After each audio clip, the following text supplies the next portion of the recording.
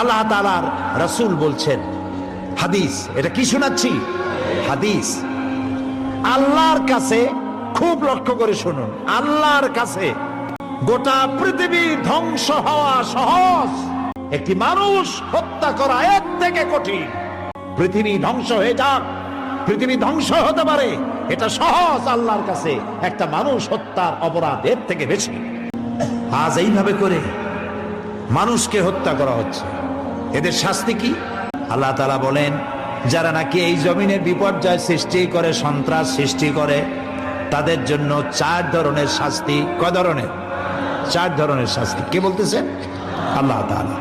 আইয়ুকাত্তালু, যারা সন্ত্রাস সৃষ্টি করে, জমিনে বিপর্যয় সৃষ্টি করে, তাদেরকে হত্যা করো।